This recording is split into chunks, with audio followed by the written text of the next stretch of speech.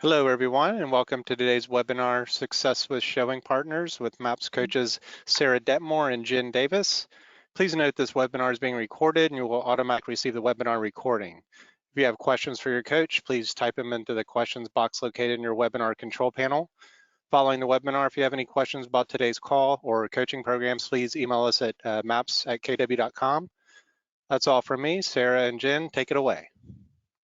Awesome, Troy. Thank you so much for that wonderful introduction. Hi, everybody. My name is Sarah Detmore, and I am with the Loken Group real estate team out of Houston, Texas. I am the VP of our buyer agent department. I also have the opportunity of serving as a MAPS coach in partnership with the wonderful Jen Davis, who is on the call with me. And we are really excited to get started today and talk all things showing partners. So that's a little bit about me. Jen, why don't you go ahead and introduce yourself as well?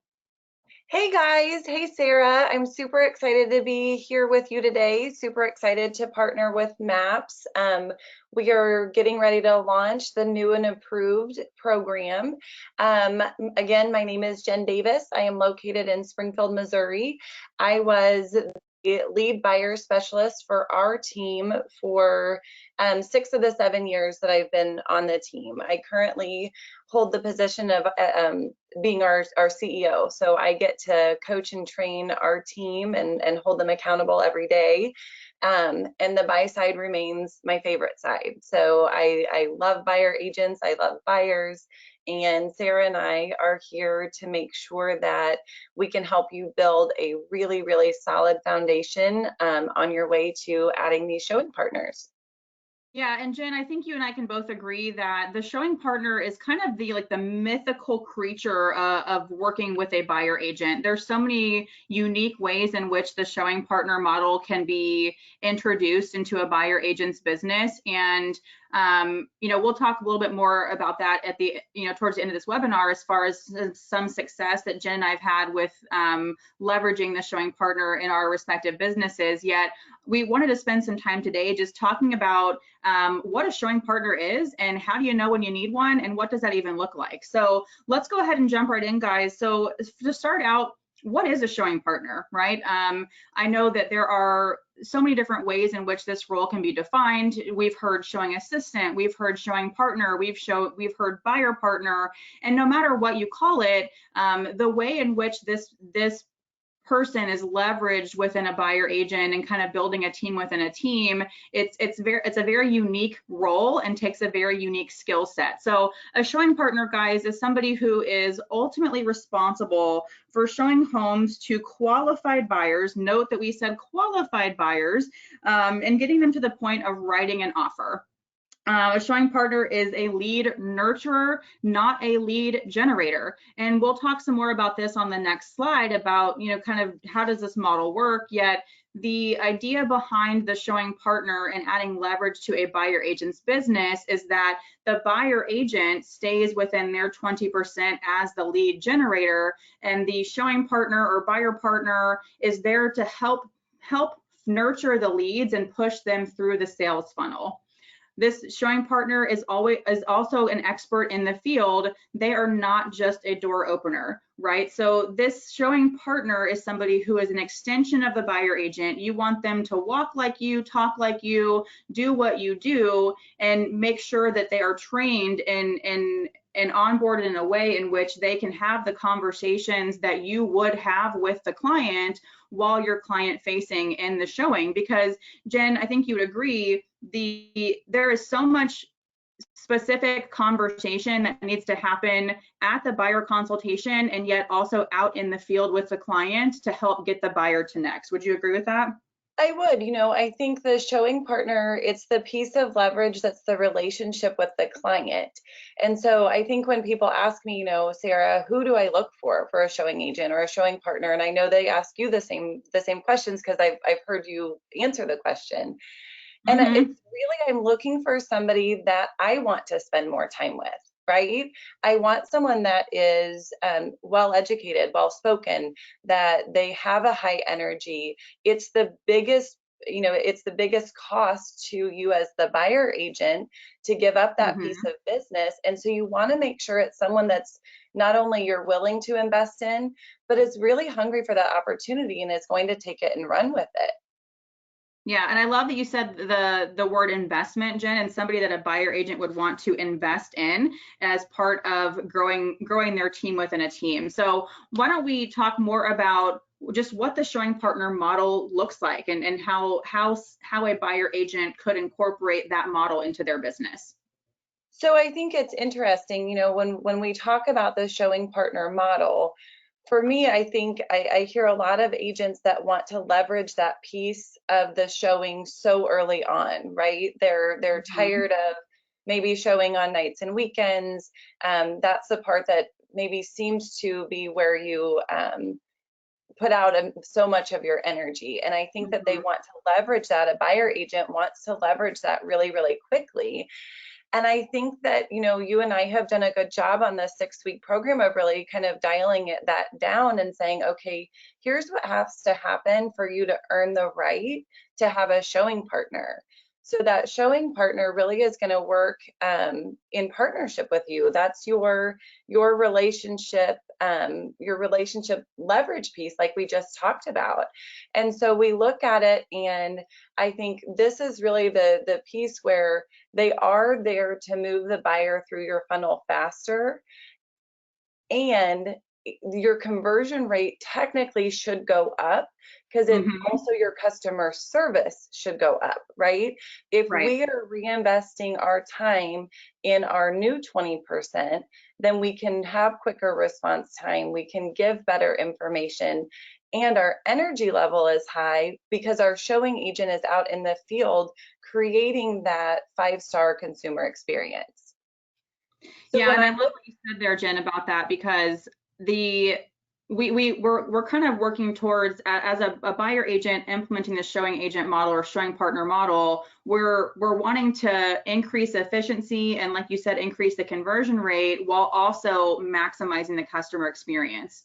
And I love that you kind of mirrored those two things together. Well, and when you look at it, Sarah, I think when you go straight for showing, leveraging that showing piece, I think what happens is, number one, it's a disservice to the showing partner or showing agent, right? Because you don't have the pipeline built for them to step into your business and be really, truly your partner. It would be the same example of, a rainmaker if their first piece of leverage was a buyer agent. That's not what the MREA shows us. So I think, you and I are really taking the spin on this of how do we build a great big buyer business in a way that is, we're business owners and not real estate agents. So we're looking at this and we're saying, okay, we're going to be really intentional with every point of leverage all along the way to set ourselves up and the people that we bring into our world so that they're set up with success. So this is, the showing partner model, we've got right here, it keeps the buyer agent in their 20%. So what does that mean? The 20%, what are we talking about for those that are maybe new to this? It's really those dollar productive activities. So what is going to get us further faster? Well, it's lead generation, it's buyer consults, and it's negotiations. That's once you have admin in place and a big pipeline, right? So as we're, and Sarah, I'd like your opinion on this. Over the course of time that I've been in business, and I think the same with you, my 20% has continually changed, and it's narrowed. Absolutely. And it's gone from where showings were part of my 20% to now where they're not, but understanding how do we set somebody else up for success to come into that relationship with us.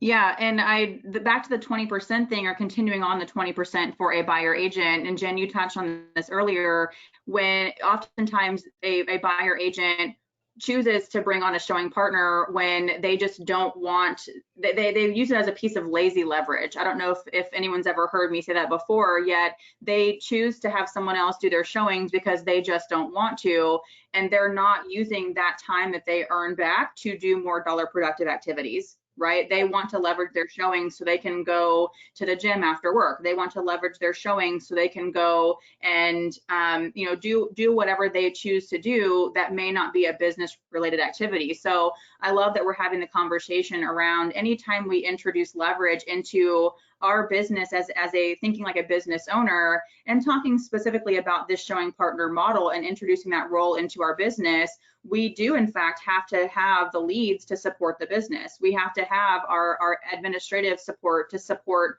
the showing business, because we don't want to bring on a showing partner and not have enough business to keep them busy. That's not going to help us close more deals. So Sarah, yeah, what happens if you send a showing agent out into the field and they're showing all of these properties and they need covenants and restrictions and they need utility information, and you don't have the admin support in place? Who's pulling that information? Right. You are. Yeah, I am as a buyer agent, and that takes me away from my 20%, which is my lead gen, my buyer consults, and my negotiations. That's exactly right. You're looking at this as a rainmaker of the buy side versus just kind of putting out fires. You're being intentional with the growth of your business. Yeah, so that's kind of a high level view of what the showing partner model is. Now let's talk a little bit more about just who might the showing partner model work for. I think we've already had some conversation around this so far, is that the showing partner model works for a buyer agent who has mastered personal productivity habits. And guys, just as a quick side note, any questions you're thinking of about showing partner models, you've also heard Jen and I reference our 6-week group program, which we'll talk a little bit more about here in the next few slides. Keep those questions coming in. We'll have some time for Q&A towards the end of our webinar here. So but the showing partner model works for a buyer agent who has mastered personal productivity habits. And just like we touched on, it's not going to work best for you or be a best practice when you onboard a showing partner if you haven't yet mastered the buyer consultation, if you yet haven't mastered setting proper expectations with your clients, if you haven't mastered the lead generation piece of it. There are so many things that have to happen, like Jen said earlier, for you to earn the right to introduce this showing partner leverage into your model. It's also for a buyer agent who's committed to helping others succeed, right? We spoke before about how this showing partner is somebody who you want to be an extension of yourself. And just like the MREA model suggests, when you onboard somebody in a showing partner capacity, you want to encourage them to move into a buyer agent role in the future, right? The showing partner opportunity could be an entry level position for them within your team. And then you want to be committed to growing them into a space that's going to ultimately help them achieve their goals of what they want to achieve within your team as well. I think that's right there. And you look at it and you think Gary talks often about making your world big enough for others to succeed within it. So if you've got a rainmaker that's willing to invest that time in you, it's really important then for you to kind of fulfill your obligation, right? To move that piece forward. So when we look at, not only helping others succeed, part of that is providing them for a platform. So these showing partners that are coming in, we talked briefly about it, but having that admin piece in place. That way they come in and they get to master their 20% very quickly. They're not bogged down in, printing out detail sheets and mapping what their route's going to be. We're keeping them in their dollar producing activities because now their 20% is not our 20%. So if we've got that admin piece in place, what happens is it forces them to get into production faster. When we've got those personal productivity habits that you touched on of how many homes are we going to show, how many buyer consults are we going to do in a day, what does all that look like? We're setting this person up for success by all of these little stepping stones. And then a buyer agent who's committed to mastery. There's an emotional intelligence that comes around understanding where your success comes from and where maybe some of your failures have come from, right? My coach often talks about there are wins and there are lessons. They're not necessarily failures as long as we learn something from them. Absolutely. So understanding I've got to get to mastery as a buyer agent before I've earned that right to bring somebody else in. because Mm-hmm. I'm now responsible for that person's income.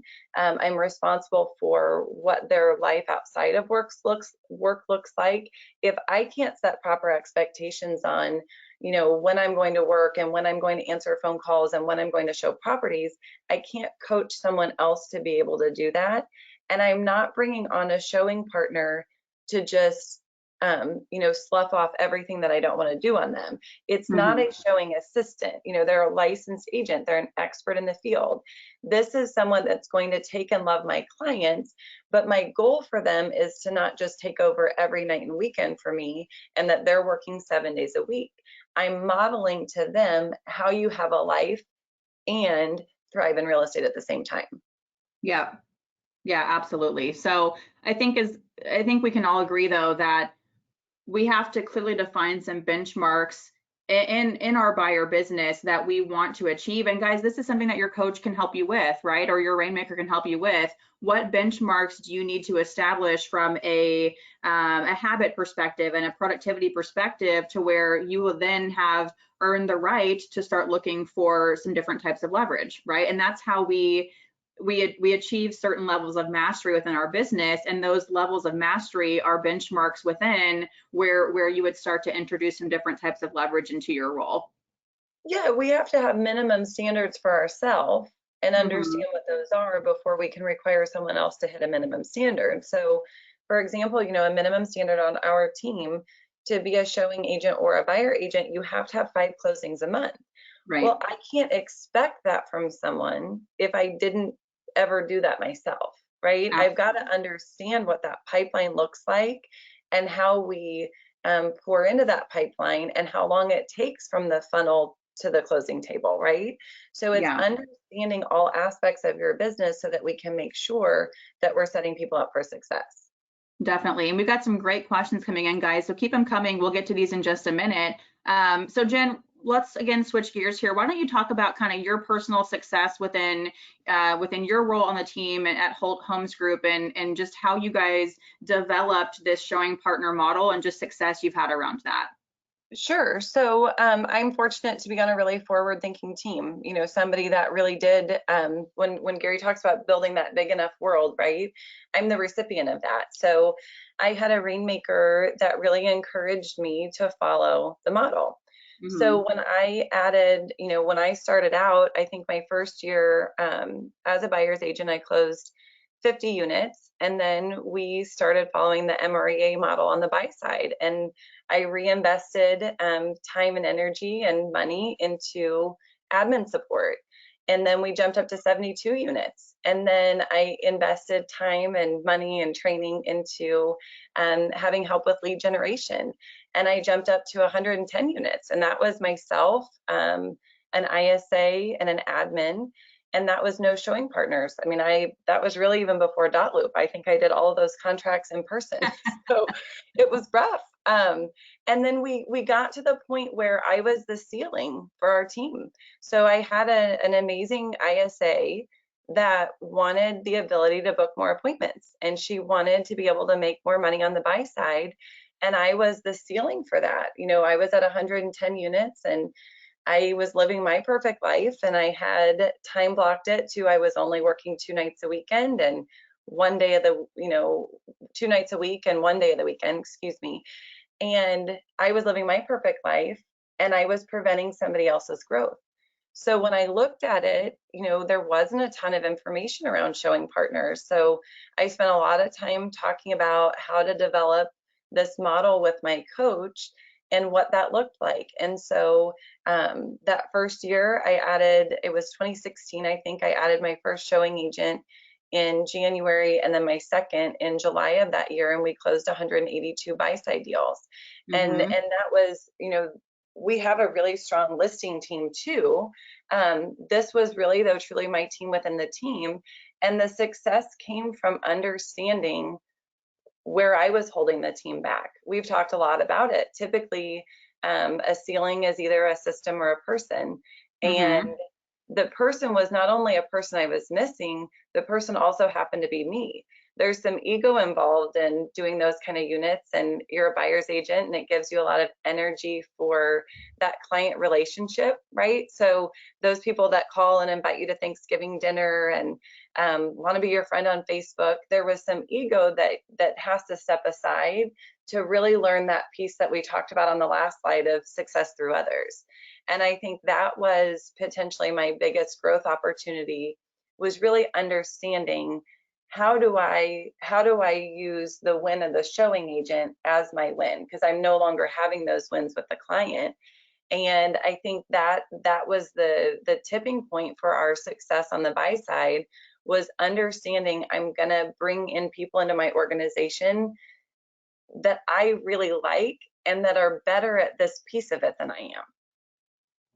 Right. You're always looking to hire, either your bench when you're growing a team within a team, or somebody that you can leverage that 80% to, who will take it and run with it and own it, to where that just gives that responsibility back to you to either grow the team or, work on the business versus in the business, which you've done so well. And that's proof in your numbers, Jen. I love that.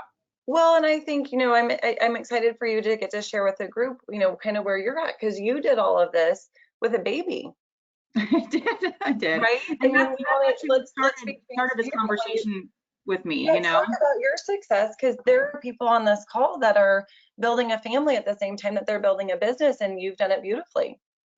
So my conversation with my rainmaker, Lance Loken, about showing leverage actually started about 2 years before our team ever implemented this model, because for those of you who already know how the Loken Group is structured, we have a very strong ISA team. We actually have, I think, 18 ISAs at this time. And ISA, for those of you who may not know, is an inside sales agent, and they run our lead generation department for all of our listing agents, all of our buyer agents. And so at the time we had, I believe it was 6 buyer agents, and we were consistently producing about 40 to 50 units per agent per year, and we were hitting that ceiling like Jen just spoke about. And we also knew that when we hit a ceiling consistently, we either needed to implement a system or a person. And so I went to Lance and proposed the idea of us implementing some type of showing partner model, and I got shut down because our team was already so leveraged in a way that we had inside sales agents. We had 2 full-time buyer transaction coordinators, and then when I came back from maternity leave for the first time with my newborn, I went to Lance again and I said, my priorities in life have changed, and so I'd like to pose the idea of us doing the showing partner model again. And he said, you can hire somebody, you can train somebody, and you can pay for somebody, and you can do it. So what did I do? I jumped in and I found the first person who had a heartbeat who could unlock a door. And guys, I did it all wrong. And through my conversations with Lance, my rainmaker, and my coach, I started to recognize that I was taking back more of my job than I realized. And they said, Sarah, when you start to recognize that you're doing more than you were doing before you had that leverage, let's look into that hire and consider where we may have missed the mark. And that was a really hard thing for me to go through, because the first thought I had was, anybody can do this job. And like I said, not kidding, guys, the first person I met that was able to do what I thought I wanted them to do, I hired them, and that was the biggest mistake of one of my biggest mistakes in my career. And that set me back. And that's okay, because I learned from it, right? I failed forward. And then that gave me the opportunity to really re-strategize on how this model could work for our business from a scalability standpoint, not just selfishly for me and what I thought I wanted. How could I make this a win for myself as an agent in production at the time, and also for future agents on my team? And so that person is no longer with our team. We took a step back and I really reevaluated what this role could do and accomplish for our agents. And once I put some thought behind it and really put a plan in place, then we made our second hire, who was a buyer partner that allowed me, as an agent still in production, to increase my production in 1 year by about 74%.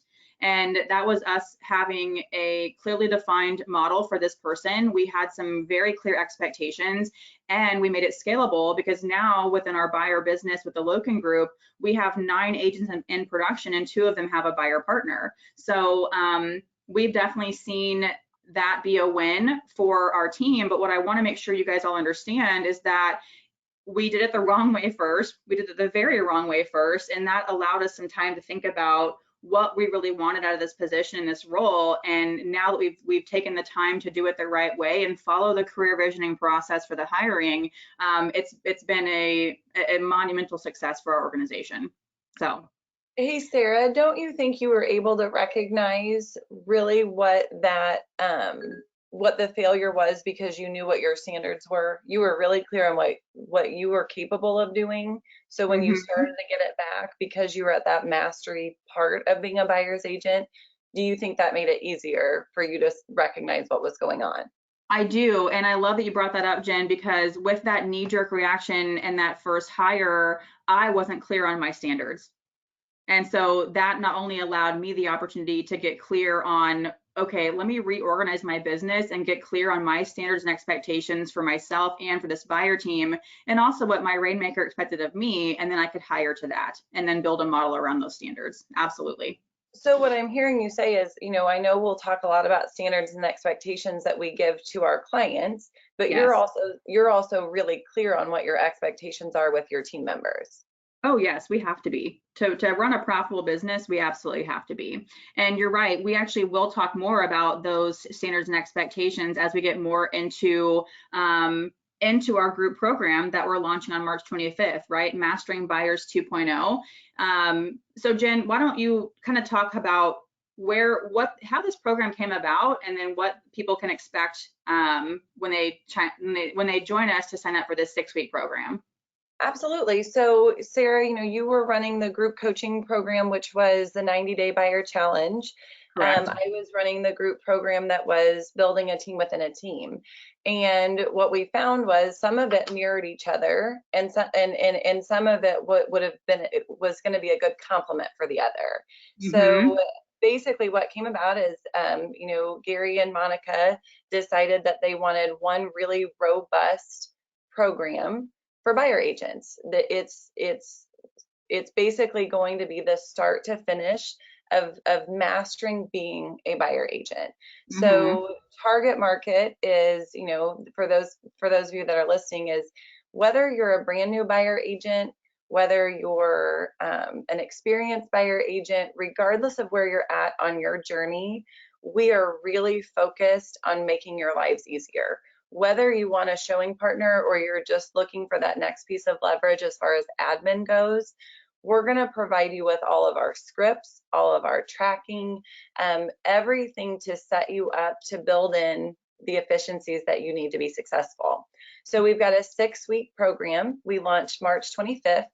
And it is a collaborative effort. It is everything Sarah and I have both learned. It's our failures and it's our successes. Lots of failures. And we're basically going to step everyone through building out a great big buyer business. And so we're going to go from how do you master being a buyer agent on your own? What do those scripts sound like? How do you time block? What should we be tracking? And then we're going to layer in, okay, here's when we add admin. Here's when we add lead generation support. Here's how we're going to build out that pipeline so we can earn the right to have a showing partner. Then we'll go through showing partners and scripts and tricks and tips. And then our final week is basically how you and I look for talent and how we keep it. Yeah, definitely. So like Jen said, we're launching this brand new buyer focused group program through MAPS group coaching on Wednesday, March 25th. The calls will be in webinar format just like this, and they'll be on Wednesdays. It's a 6-week program. The time will be the exact same time of this webinar now, 11 o'clock Central Time. And of course, if you're in different time zones, then that would be different for you. And guys, there's anytime we are in looking to grow in our business, there's an investment involved. Jen, would you agree with that? Absolutely. Yeah, and so for the 6-week program, there is an investment of $198 for you to join us for the next 6 weeks and learn ways in which you could also grow your buyer business. Jen and I are here to help you guys grow in your business in any capacity, whether that is, again, mastering the buyer consultation, which is something that a buyer agent should do savagely well, right? You must master the buyer consultation before we can run a successful buyer business. That's such a key piece in that role. And also taking your buyer business to the next level and continuing to add value to your mega, to your rainmaker, right? Jen and I have had some conversation recently about how do we make the buyer agent role such a big impact on a mega or a mega's business or a rainmaker's business to where we're kind of invaluable. And we'll have some conversation around that as well as part of this program. So guys, we want to respect your time. We do have a few questions here that we'll fire through. A lot of these questions will be content that we cover in our group program about you know, what does your pipeline need to look like before you can bring on leverage? There was one specific question in here about career visioning, which we'll talk about in our group program as well, in terms of how to hire and retain talent for certain pieces of leverage within your team. And how long is each session in the course? Great question, Jeanette. Each session will be an hour long. It's an hour-long webinar, and it's over a series of 6 weeks. So we definitely don't want to forget that. To sign up for the webinar, guys, you can go to mapscoaching.com/group and look for the Mastering Buyers 2.0 tab. Click on it. You can register right there online. And I know Jen and I would love to have you guys join us starting March 25th for our 6-week program. And I think we're out of time. Jen, Troy, anything else that we need to share today? No, we're good. After this recording, they'll get an email with a link onto the page where they could sign up or also look at more information about the program. Awesome. And other questions that we'll answer throughout the program, guys, are some different things on potentially commission splits. There are also some questions in here that it looks like Maps can answer as well. Troy, I know you're in here answering some questions direct to some folks, but again, we want to respect y'all's time. Please join us for Mastering Buyers 2.0. We kick off on March 25th, and we can't wait to share the next 6 weeks with you guys. And I think, hey, Troy, the only other thing is we've got some questions around the outline of training. If you want to, if we can send that to you and maybe it could get emailed out. The other option is you're always welcome to contact Sarah and I directly, and we can give you some of that information so you can see. It is targeted towards all skill levels. So it will be beginners through advanced. Each week it will get more complex. Yes. Yeah, sounds good. Awesome. Perfect. Thanks, everybody. Thank you, guys. We will see you on March 25th for week 1 of Mastering Buyers 2.0.